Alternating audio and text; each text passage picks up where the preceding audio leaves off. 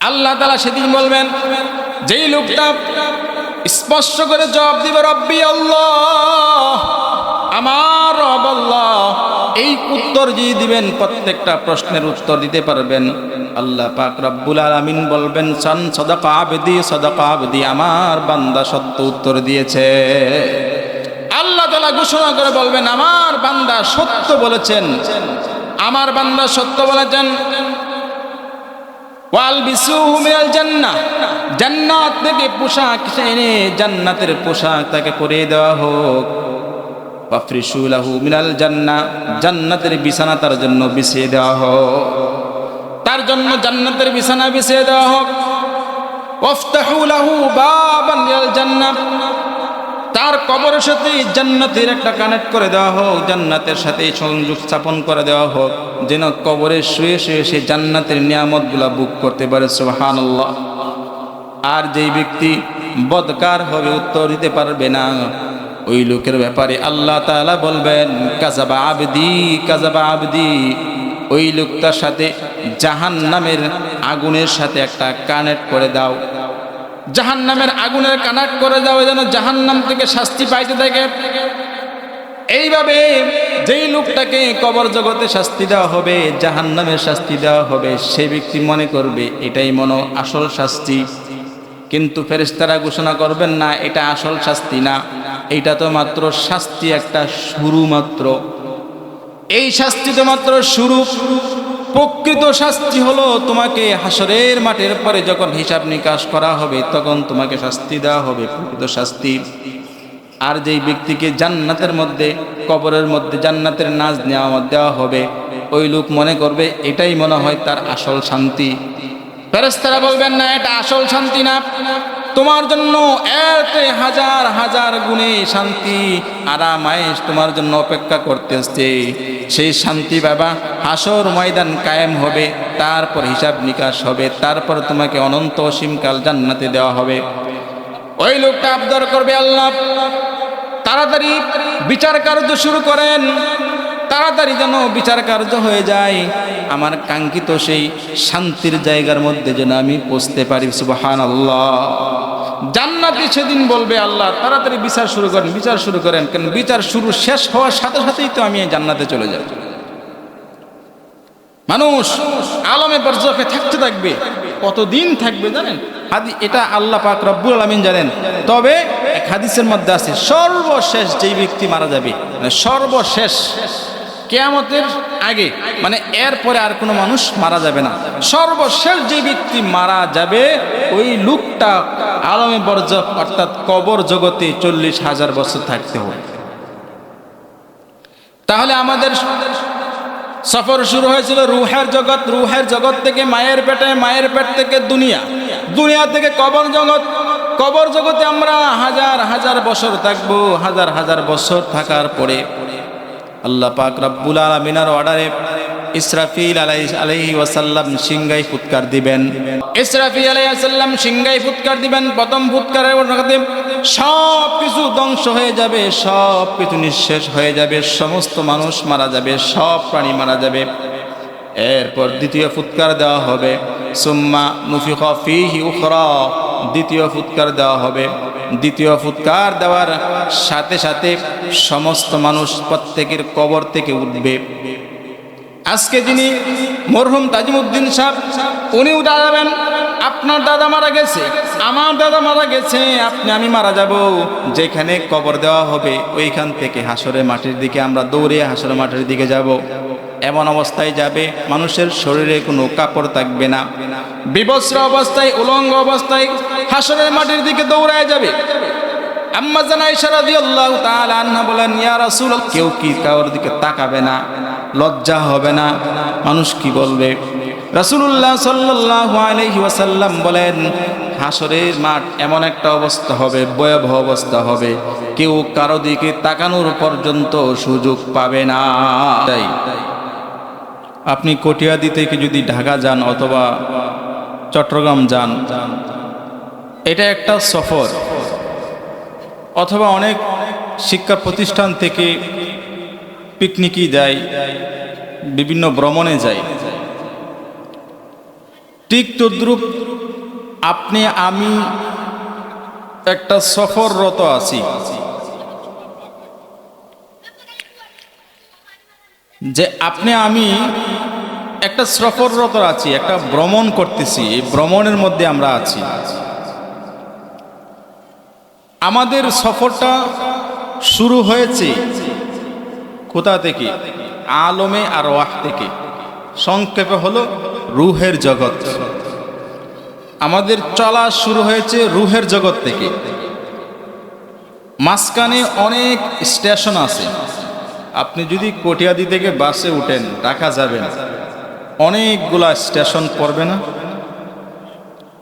মঠকলা station, তারপর আপনি Gazipur, cantonment, Tongi station আসবে। ওইখানে যাওয়ার পর বাসটা কিছুক্ষণ অপেক্ষা করে, 2-5 মিনিট। কিন্তু ঢাকার উদ্দেশ্যে রওনা হয়েছে বাস। এই বাস মঠখোলা যেয়ে থামবে না, সাময়িক বিরতি দিবে, তারপর সে তার গন্তব্যের দিকে চলবে, ছুটবে। ঠিক তদ্রূপ আমরাও একটা সফরের মধ্যে আছি। আমাদের সফরটা শুরু হয়েছে রুহের জগৎ থেকে, আমাদের সফর শেষ হবে জান্নাত ইনশাআল্লাহ। আমাদের সফর শেষ হবে হয়তো জান্নাত, মুমিন হলে জান্নাত আর বেদিন হলে জাহান্নাম। মাঝখানে অনেকগুলো স্টেশন আছে, স্টেপ বাই স্টেপ স্টেশন আছে। আমার আলোচনার মূল এই বিষয়, আলমে আরোহা থেকে ভ্রমণ শুরু, জান্নাত পর্যন্ত আমরা পৌঁছবো ইনশাআল্লাহ। তো মোহতারাম হাজরিন, একটা সময় আজকে আমরা যারা এখানে আছি, দেখেন কিছুদিন আগেও তাজিমউদ্দিন সাহেব, যার বাড়ি প্রাঙ্গণে আজকের এই ইসলামী সম্মেলন হইতেছে, উনি কিছুদিন আগেও আমাদের মধ্যে ছিলেন না? ছিলেন, আজকে নাই। আমরা যে থাকবো এখানে, এটার কোনো গ্যারেন্টি আছে? গ্যারেন্টি নাই। আমাদেরকেও এখান থেকে চলে যেতে হবে। তার মানে আমরা এখানে এখন যারা আছি, 100 বছর আগে আমরা কেউ ছিলাম না। 100 বছর পরে থাকবো কেউ? থাকবো না। আল্লাহ পাক রব্বুল আলামিন এটা বলেন যে মানুষ এমন একটা সময় অতিবাহিত করেছে যে মানুষের পরিচয় দেওয়ার মতো কোনো কিছু ছিল না। আজকে আপনার একটা নাম আছে, আপনার একটা বংশ পরিচয় আছে, আপনার খান বংশ, পাঠান বংশ, ভুইয়া বংশ পরিচয় আছে। এমন একটা সময় ছিল আপনি দুনিয়াতেই ছিলেন না, আপনার নাম থাকবে তো দূরের কথা। আমার বয়স যদি 35 বছর হয়ে থাকে বা 30 বছর হয়ে থাকে, আমার 30 বছর আগে আমার নামও দুনিয়াতে ছিল না, আমি ছিলাম না, আমার দেহ ছিল না। তাহলে মানুষ এমন একটা সময় অতিবাহিত করেছে যে মানুষের পরিচয় দেওয়ার মতো কোনো কিছুই ছিল না। আল্লাহ পাক রব্বুল আলামিন এই কথাটাই বলেন। আল্লাহ তাআলা বলেন, হাল আতা আলাল ইনসানি হিনুম মিনাদ দাহরি লাম ইয়াকুন শাইআম মাযকুরা। আল্লাহ তাআলা বলেন, মানুষ কি এমন একটা সময় অতিবাহিত করে নাই যে সময়টা মানুষের পরিচয় দেওয়ার মতো কোনো কিছু ছিল না। আজকে আমার পরিচয় দেওয়ার মতো একটা নাম আছে, আজকে আমার পরিচয় দেওয়ার মতো একটা নাম আছে, সুন্দর একটা নাম আছে, সুন্দর একটা বংশের পরিচয় আছে, বংশের নাম আছে। কিন্তু কিছুদিন আগে আমাদের এমন একটা সময় গেছে, এই দুনিয়াতে আমরাও ছিলাম না, আমাদের নামও ছিল না, আমাদের বংশও ছিল না। সেই সময়টা হলো রুহের জগৎ। সেই রুহের জগৎ থেকে আপনি আমার সফর শুরু হয়ে গেছে, ভ্রমণ শুরু হয়ে গেছে। আল্লাহ রাসূল সাল্লাল্লাহু আলাইহি ওয়াসাল্লাম বলেন, হযরতে আদম আলাইহি ওয়াসাল্লামের পৃষ্ঠদেশ থেকে আল্লাহ পাক রব্বুল আলামিন কুদরতিভাবে সমস্ত মানুষের রূহগুলাকে বের করেছেন। দীর্ঘ সময় পর্যন্ত রুহের জগতে আমরা ছিলাম। সেই রুহের জগৎ থেকে আপনি আমার সফর শুরু হয়েছে, ভ্রমণ শুরু হয়েছে। একটা সময় আপনি আমার মা বাবার মিলনের মাধ্যমে, আমার মা বাবার মিলনের মাধ্যমে আমি মায়ের গর্ভে আসলাম।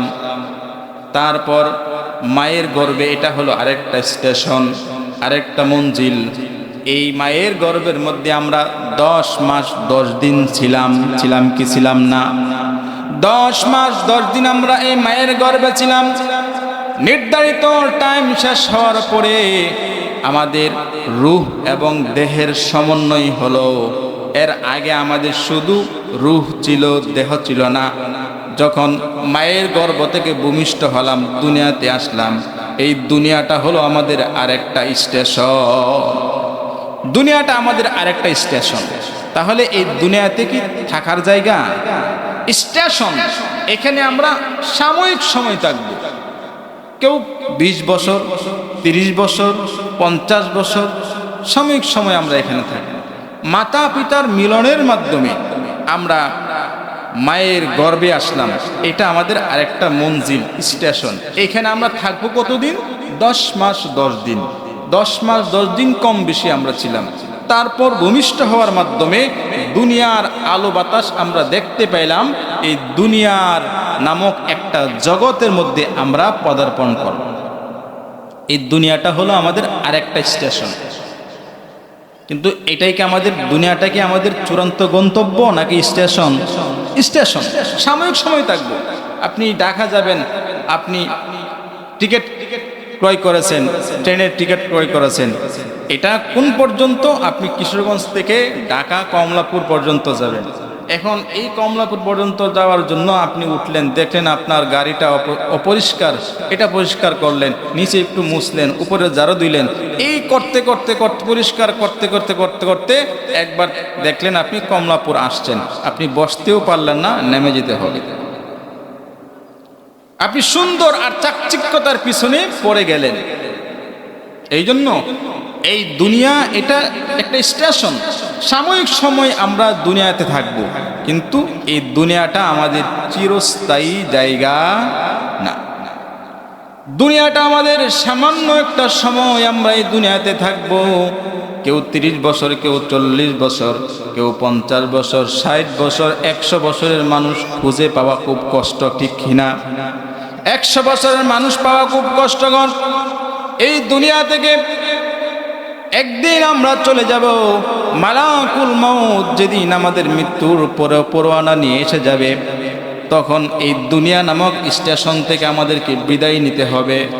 গাড়ি থেকে যেরকম গন্তব্যস্থলে আসলে গাড়ি থেকে নেমে যেতে হয়, টিকিটের মেয়াদ শেষ হয়ে গেলে যেরকম গাড়ি থেকে নেমে পড়তে হয়, গাড়ি থেকে নেমে যেতে হয়, ঠিক তদ্রূপ যখন এই দুনিয়া থেকে আপনি আমার সময় শেষ হয়ে যাবে, যখন আজরাইল আলাইহিস সালাম দুনিয়ার শেষ পরোয়ানা নিয়ে আসবেন, সেদিন আমাদেরকে দুনিয়া থেকে চলে যেতে হবে। আল্লাহ পাক রব্বুল আলামিন বলেন, ওয়ালিকুল্লি উম্মাতিন আজাল ফাইদা জাআ আজালুহুম লা ইস্তাখিরুনা সাআতাও ওয়া লা ইস্তাকদিমুন। আল্লাহ পাক রব্বুল আলামিন বলেন, প্রত্যেকটা প্রাণীর জন্য আমি আল্লাহ নির্ধারিত একটা সময় রেখেছি। ওই নির্ধারিত সময় যার যেদিন শেষ হয়ে যাবে, 1 মিনিট আগেও সে দুনিয়া থেকে যেতে পারবে না, 1 মিনিটও সে বেশি থাকতে পারবে না। এই জন্য মুহতারাম হাজিরিন, আমাদেরকে দুনিয়া ছেড়ে চলে যেতে হবে। এই জন্য আমাদেরকে এই দুনিয়া থেকে চলে যেতে হবে। দুনিয়া আমাদের থাকার জায়গা না। আজরাইল যেদিন মালাকুল মউত আমাদের সামনে মৃত্যুর পরোয়ানা নিয়ে আসবেন, সেই দিন আমাদেরকে দুনিয়া থেকে চলে যেতে হবে। নির্ধারিত টাইম শেষ, আমাদেরকে দুনিয়া থেকে চলে যেতে হবে। আল্লাহ তাআলা বলেন, ফাইদা জাআ আজালুহুম লা ইস্তাখিরুনা সাআতাও ওয়া লা ইস্তাকদিমুন। যখন নির্ধারিত সময় এসে যাবে, সেই সময়ের সাথে সাথে মানুষ চলে যাবে। 1 মিনিট আগেও যাবে না, 1 মিনিট পরেও যাবে না। আজরাইল যদি আপনার সামনে আয়সা বলে, লাল কার্ড, দুনিয়াতে থাকার সময় শেষ, আপনি যদি বলেন 1 মিনিট সময় দাও, কার কাছে টাকা পাবো সেটা হিসাবটা লিখে যাই, সময় দিবে। আপনি মনে করতেছেন আজরাইল আসছে, আপনি বলতেছেন আচ্ছা ঠিক আছে, আমার বানিয়াগ্রাম বাজারের ব্যবসায়ী মানুষ আমি, আমার কিছু পাওনা দাও না আছে, একটু সময় দাও, এগুলা বলে দেই, লিখে দেই। কি বলেন, সময় দিবে? সময় দিবে না। আবার যদি আপনি বলেন যে আমি আমার স্ত্রীর কাছে 1 একটা কথা বলতে চাই, একটু সময় দাও।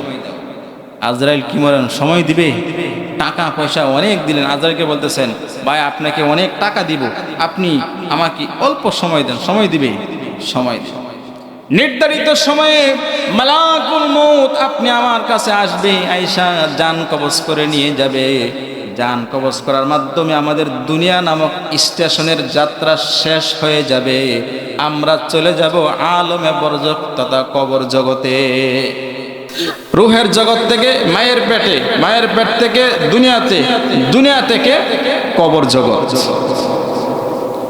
মানুষটাকে যখন কবরে শোয়ানো হবে, ফেরেশতারা এসে থেকে প্রশ্ন করবে, মার রব্বুকা, তোমার রবকে? যদি সে মুমিন হয়, মুমিন বান্দা হয়, উত্তর দিবে রব্বি আল্লাহ।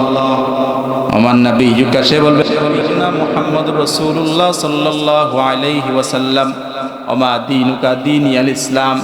যদি সেই লোকটা নেককার হয়, সৎকার হয়, মুত্তাকি সালেহ হয়, তাহলে প্রত্যেকটা প্রশ্নের উত্তর সে সুন্দর করে দিয়ে দিবে। আর যদি ওই লোকটা বদকার হয়, নামাজ পড়ে নাই, রোজা রাখে নাই, সুদ খাই, ঘুষ খাই, ওই লোকটা সেদিন বলবে লা আদরি, লা আদরি, আমার রবকে আমি জানি না, আমার দিন কি আমি জানি না, আমার নবীকে আমি জানি না। আল্লাহ তাআলা সেদিন বলবেন, যেই লোকটা স্পষ্ট করে জবাব দিবে রব্বি আল্লাহ, আমার রব আল্লাহ, এই উত্তর যে দিবেন, প্রত্যেকটা প্রশ্নের উত্তর দিতে পারবেন, আল্লাহ পাক রব্বুল আলামিন বলবেন সান সাদাকা আবদি, সাদাকা আবদি, আমার বান্দা সত্য উত্তর দিয়েছে। আল্লাহ তাআলা ঘোষণা করে বলবেন, আমার বান্দা সত্য বলেছেন, আমার বান্দা সত্য বলেছেন। ওয়াল বিসুহু মিনাল জান্নাহ, জান্নাত থেকে পোশাক এনে জান্নাতের পোশাক তাকে পরিয়ে দেওয়া হোক। ওয়াফরিশু লাহু মিনাল জান্নাহ, জান্নাতের বিছানা তার জন্য বিছিয়ে দেওয়া হোক, তার জন্য জান্নাতের বিছানা বিছিয়ে দেওয়া হোক। ওয়াফতাহু লাহু বাবান ইলাল জান্নাহ, তার কবরের সাথে জান্নাতের একটা কানেক্ট করে দেওয়া হোক, জান্নাতের সাথে সংযোগ স্থাপন করে দেওয়া হোক, যেন কবরে শুয়ে শুয়ে সে জান্নাতের নিয়ামতগুলা বুক করতে পারে। সুবহানাল্লাহ।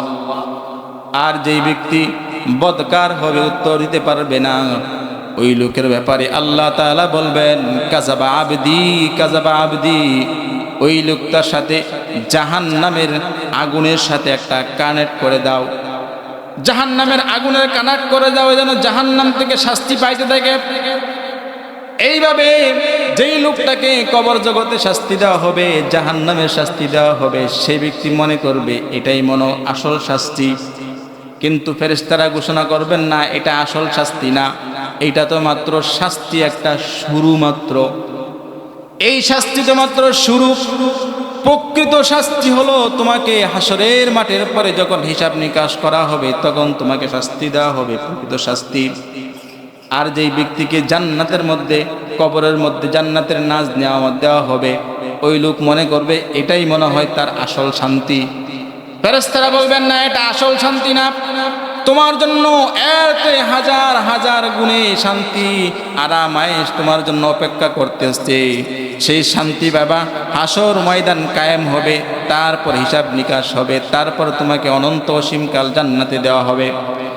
ওই লোকটা আবদার করবে, আল্লাহ তাড়াতাড়ি বিচার কার্য শুরু করেন, তাড়াতাড়ি যেন বিচার কার্য হয়ে যায়, আমার কাঙ্ক্ষিত সেই শান্তির জায়গার মধ্যে যেন আমি পৌঁছতে পারি। সুবহানাল্লাহ।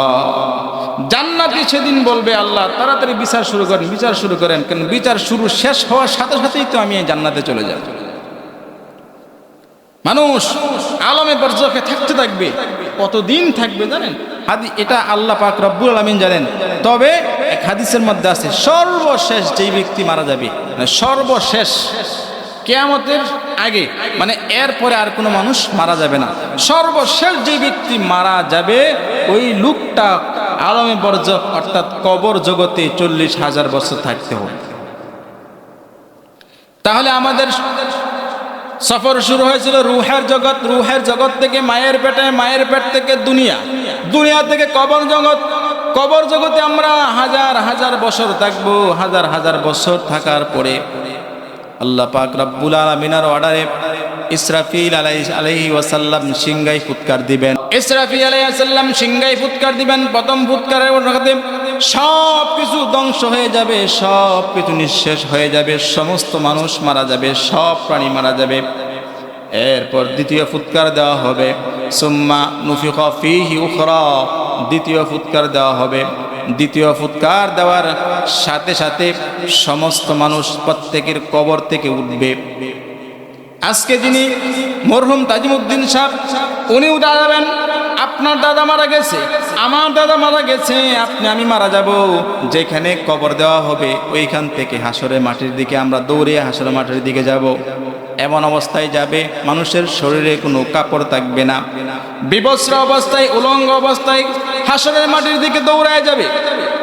আম্মা জান আয়েশা রাদিয়াল্লাহু তাআলা আনহা বলেন, ইয়া রাসূলুল্লাহ, ইয়া নবিয়াল্লাহ, হাসরের মাঠে যখন মানুষ উলঙ্গ অবস্থায় বিবস্ত্র অবস্থায় যাবে, ইয়া রাসূলুল্লাহ, কেউ কি কারোর দিকে তাকাবে না?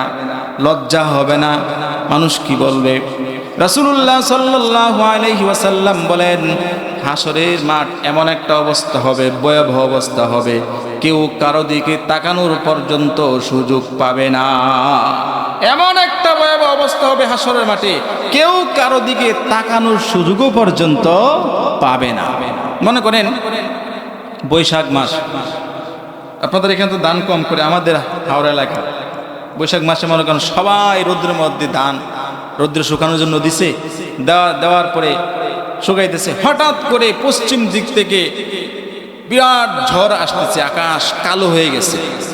এখন মানুষ কি দেখবে? কে কি করে এগুলো দেখবে, নাকি তার ধান নিয়ে ব্যস্ত থাকবে?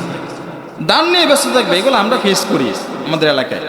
কে কি করতেছে, কে আসতেছে, কে যাচ্ছে, এদিকে তাকায় না, তার দানের অবস্থা কি হবে? হাসরের মাঠ ঠিক এরকম অবস্থা হবে।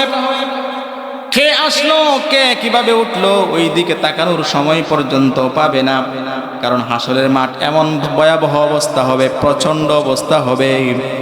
আল্লাহ রাসূল সাল্লাল্লাহু আলাইহি ওয়াসাল্লাম বলেন, হাসরের মাঠ এমন একটা ভয়াবহ অবস্থা হবে, সন্তান পিতাকে চিনবে না, পিতা সন্তানকে চিনবে না, প্রাণের স্বামী স্ত্রীকে চিনবে না, স্ত্রী স্বামীকে চিনবে না।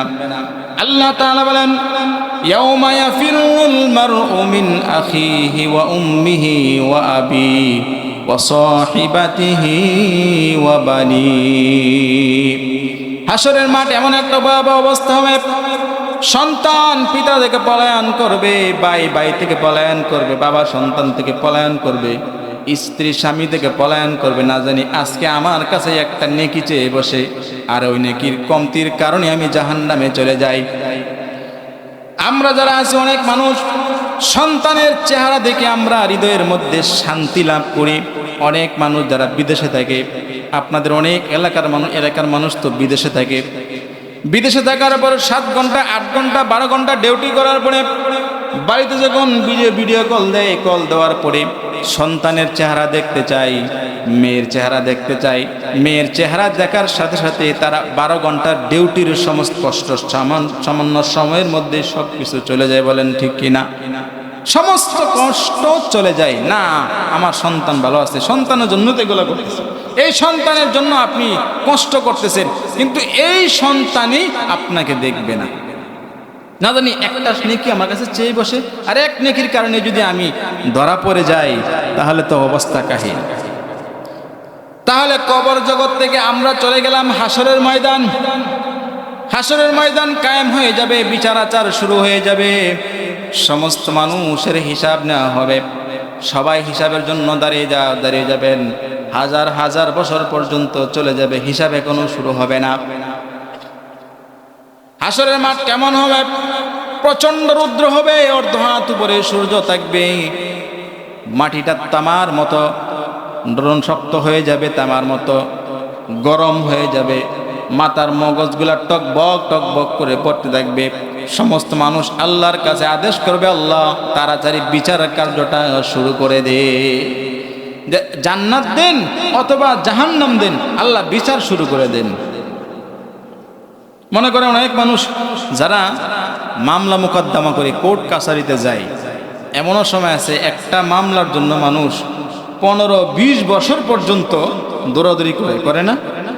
সারাদিন উকিল সাহেব আপনাকে ঘুরাইছে, বলতেছে এই হয়ে যাবে হয়ে যাবে, আপনি আসর পর্যন্ত ঘুরলেন, আয়েশা বলল আজকে কোর্ট তো বয় নাই। কি কষ্টটা হবে আপনার? এইভাবে আপনি ঘুরতে ঘুরতে এক সময় বলেন ঠিক আছে আমার যে বন্দি আছে, হাজতে আছে, মুক্তি পাক বা না পাক, একটা সান্ত্বনা দেন, আমি চলে যাই, বাড়িতে চলে যাই।